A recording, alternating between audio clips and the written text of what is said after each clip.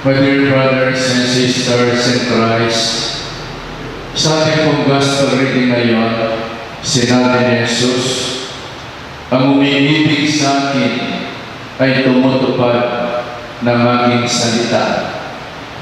Ibigin siya ng aking Ama at kami pupunta at mananahan sa Kanya. Ang hindi tumupad sa aking mga salita ay hindi umiibig sa akin. Ibig sabihin, love and obedience go together. Kaya nga sabi ni Jesus, if you love me, you will obey my commandments. Ang kalooban ng Diyos ay nasa Kanyang mga kautusan. Isang katangian ng isang bata ay maging masunurin sa magulang. Minsan, mayroong isang bata, tinanong niya ang kanyang mami, "Mami, love mo ko?" "Yes naman anak, mahal kita." Simula pa nung isilang ka, mahal kita. Hanggang sa tumanda ako, mamahalin kita. Tanong ng mami, ikaw naman anak, mahal mo si mami? Love mo si mami? Sabi ng bata, "Yes, mami, I love you." Sabi ni mami, "Bakit ang tigas ng ulo mo? Bakit ang hirap mong utusan?" Hindi nakakibo yung bata. Because love would mean obedience. Kung love mo yung parents mo, it is joy to obey them, to share sa gawaing bahay, out of love for mommy and out of love for the family. Isang katangian ng mag-asawa ay nagbibigayan sa isa't isa. Hindi laging nag-aaway.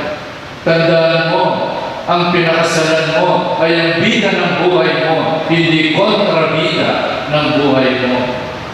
Nakakalungkot, merong mag-asawa, laging kontrabida sa isa't isa.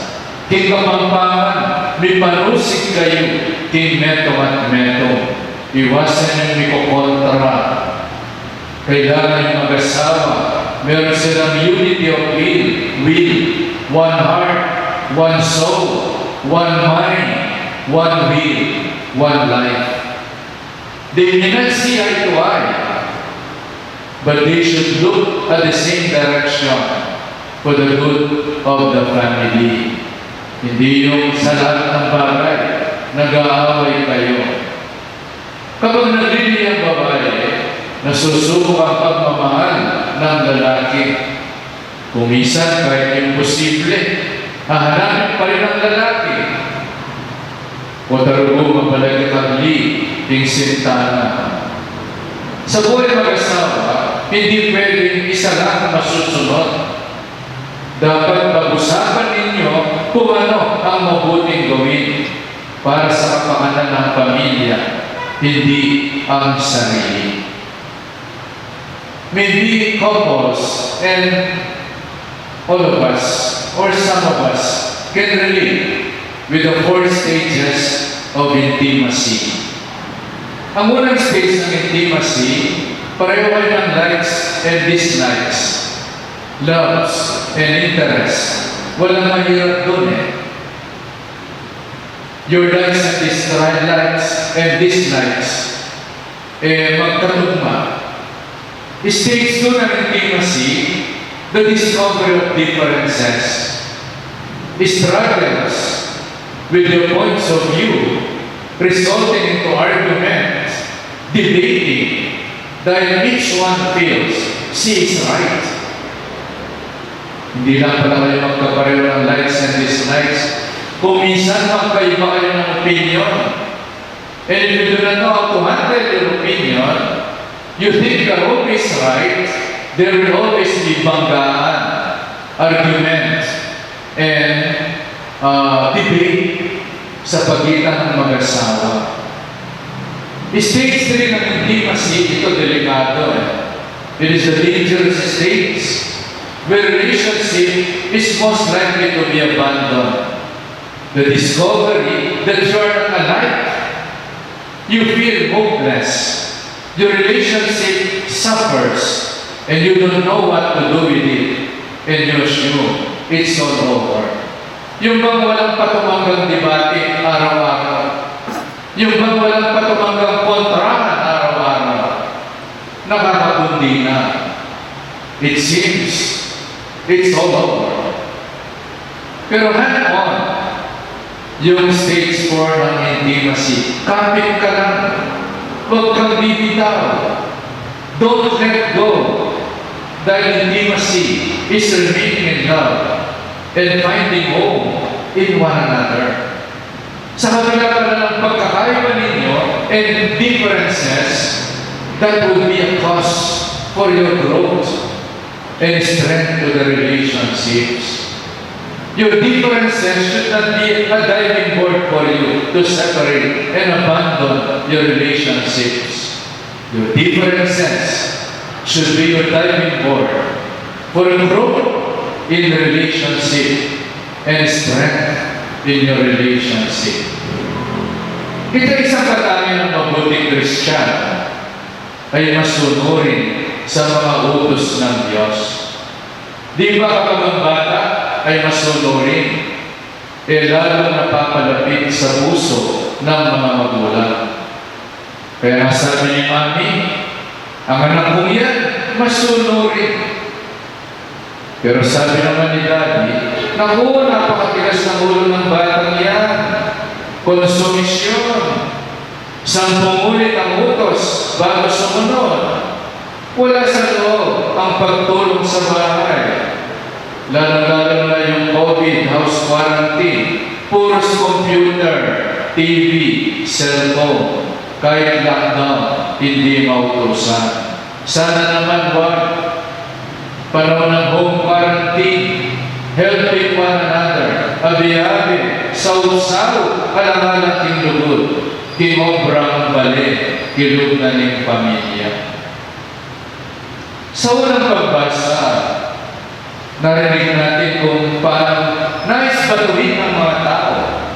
Si Barnaba, si Bernabe, at si Paulo. St. Paul. Sa gitna ng kanilang mainit na ulo, gustong batuhin sila. Anong sinagot ni St. Paul at Bernabe sa kanila? Ipinamukha nila ang kabutihan ng Diyos. Sa harap ng matang galit na galit at gustong batuhin sila, anong sagot ni St. Paul at Barnabas? Ipinamukha sa mga hindi, sa mga pagano, ang kabutihan ng Diyos, na hindi sila pinabayaan, nagpadala ng ulan, nagpadala ng masaganang ani, hindi sila nagutom, pinagpala sila ng Panginoon, sa kabila ng sila'y sumasamba sa mga Diyos-Diyosan. At ito ay nagbigay sa kanila ng pagbabagong isip. Nakinig sila kay St. Paul at kay Barnabas dahil ang pinakamabuting bagay na ibinigay sa kanila ng Diyos ay binigay niya sa atin ang sarili ng anak, ang ating Panginoon Jesucristo. Kung minsan mabigat ang loob mo sa asawa mo, mabigat ang loob mo sa parents mo, mabigat ang loob mo sa manugang mo, sa biyanan mo, ano ang sagot? Ano ang gamot? Alalahanin mo ang kanyang kabutihan. Kung minsan masama ang loob mo sa magulang mo, alalahanin mo ang kabutihan ng iyong mga magulang upang kabutihan nila ay pawiin at tunawin ang anumang sama ng loob sa iyong damdamin. Napakagandang armas. We can disarm one another by remembering the good of one another. We can disarm the anger, the hatred, the hostility of other people by remembering their goodness, ang kabutihan nila. My dear brothers and sisters, napakagandang isipin sa ating gospel reading ngayon na sa panahon ng COVID, ang Diyos Ama at ang ating Panginoon sa Kristo ay manahan sila sa ating piling. They would want to dwell in us. He who obeyed my commandment ay kami pupunta at mananahan sa Kanya. Di ba napagandang balita niya?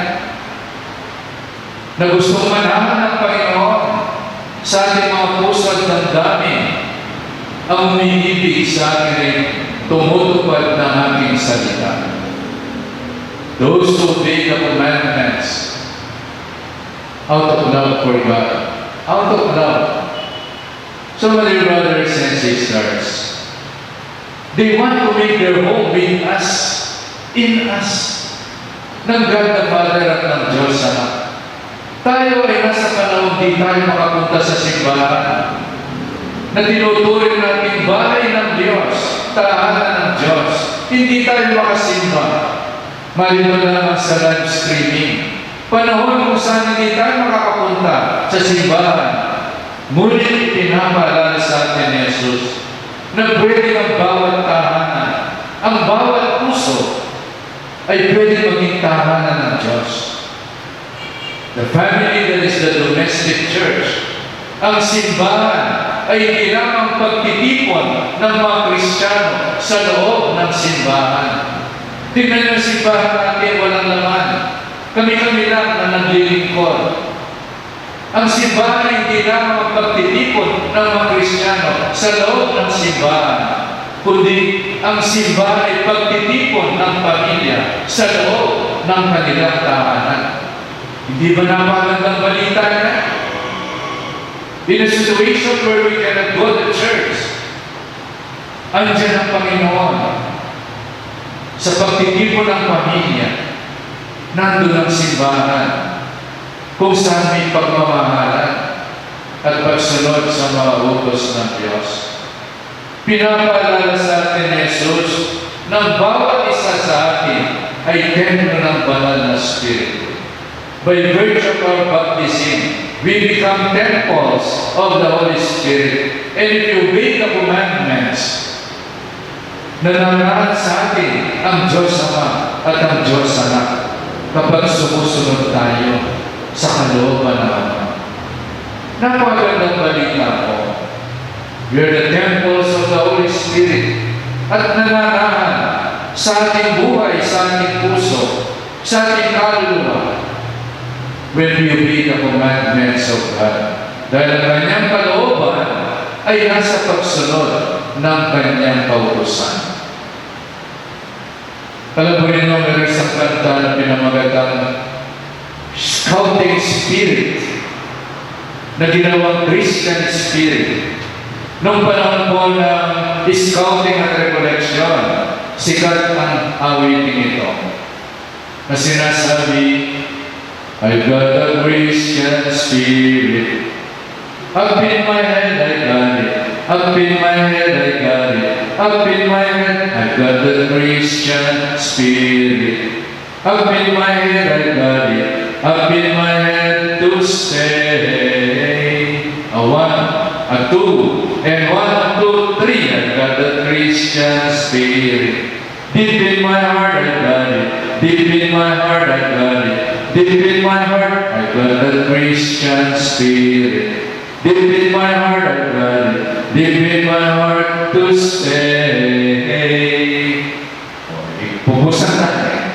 I got the Christian spirit. Up in my head, I got it. Deep in my heart, I got it. Down on my feet, I got it. I got the Christian spirit. All over me, I got it. All over